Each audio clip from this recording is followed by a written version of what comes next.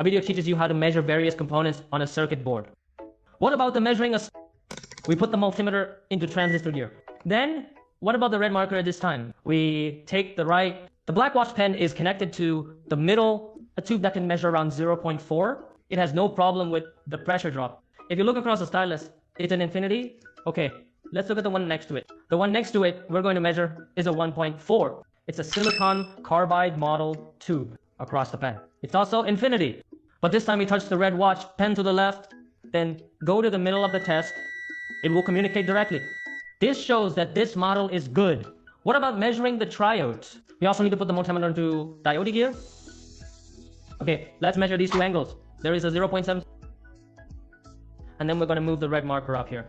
It's also a 0.7, so there are two zeros. It is a PNP transistor.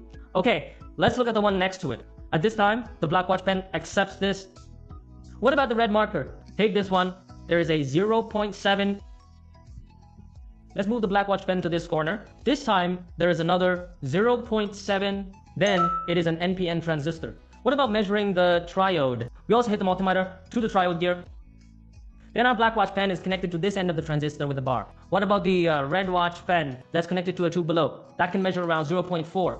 It has no problem with pressure drop. What about measuring capacitance? We need to hit the multimeter to the capacitor gear. This one is 20 millimeters. Then, let's take a look at the parameters of our capacitor. It's a 270 microfarad one. The capacitor is good. Let's measure its capacitor this time. 250 microfarad. Then this capacitor is good. We can also use electric bridges to measure. Ours measures 238 This is no problem. And then it's ESR. Value is at 205. There must be no problem.